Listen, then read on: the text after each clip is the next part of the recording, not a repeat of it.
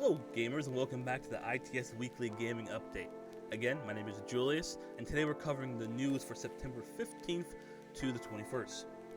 We got some big stories this week, so we got Nintendo giving us more Metroid Prime 4.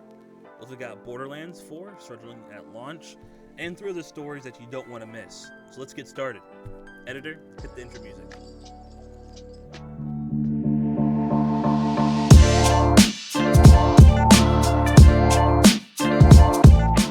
So you already know how it is. We got some notes here. First topic or story, we have Metroid Prime 4 Beyond. The big one, Nintendo just dropped a new trailer for it, and we have a release date, December 4th, 2025. And yes, it'll be on both Switch and Switch 2. But that's not all. We also got to see some new updates as far as a new world, desert landscapes, and some major addition, Samus now has psychic powers. That's awesome. We're talking telekinesis, shields, grapples, the works. It'll be awesome to see. But that's not all. Nintendo also unveiled the Metroid Cycle, officially called Lola.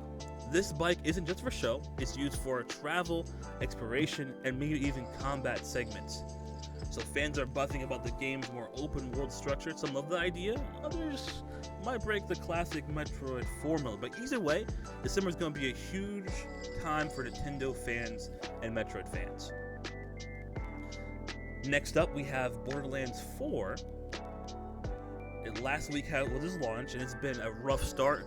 Some critics praise the story and gunplay. The PC version struggles with performance, and players are reporting crashes, stutterings, and low frames, even on high-end machines like the RX 5090.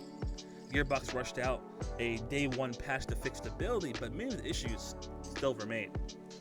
And to make things worse, players have been hit with a failed save error that can wipe hours of progress. Imagine that. You play 15, 20 hours into the game and it gets wiped. There's workarounds, like verifying files or freeing up storage, but it's far from ideal. Despite the rocky launch, the game players' numbers are strong.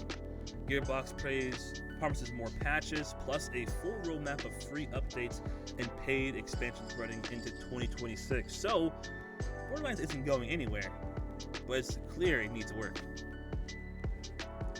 Let's take a look at story number 3. We have Hades 2 release, finally, after being early access all this time. A big Hades 1 fan myself. But Hades 2 has finally had a full launch release date. It officially drops September 25th on Nintendo Switch, Switch 2, and PC. Fans of roguelikes and Greek mythology action are counting down the days, and if anything, like the first Hades, peak, expect this to be a dominant game of the year contender. Well, let's move on to story number 4. Here we have this new releases happening this week. Right, this week is stacked. We got Dying Light, The Beast, Skate entering early access, Lego Voyagers, and a handful of indie hits in store for us. So let's see what we got for Xbox. We got Dying Light also. The Beast is another big one. For skaters, the long-awaited return of Skate is here, and even with just early access, there'll be plenty to keep the Xbox gamers busy. Now, on to our last story. There is some mention of Metroid again. We're circling back to that. Before Nintendo's Direct, Metroid Prime 4 had already been rated in several countries. Brazil's rate leaked early, fueling speculation that the launch date announced was close. Now that is confirmed, the big question is, will Nintendo hold bold choices like psychic powers and the Metroid Cycle redefine the franchise or split the fan base? We'll find out this December.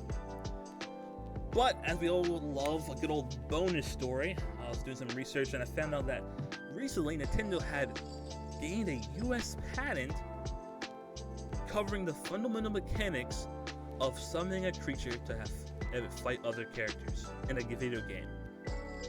Now, what's your thoughts? Tell me in the comments down. How would you feel if you were to make a game and have Nintendo come after you with their lawyers, as they know they can be quite aggressive, but to cover an entire genre of game or a gameplay system with a patent Like, imagine if FPSs got copyrighted by the first FPS. You wouldn't have half the games we have today. That's just my thoughts. What are yours? Tell me down in the comments below. But that's all we have for the ITS Gaming update. We'll be watching closely to see how Nintendo's plans unfold and whether Gearbox can smooth out Borderlands 4 launch.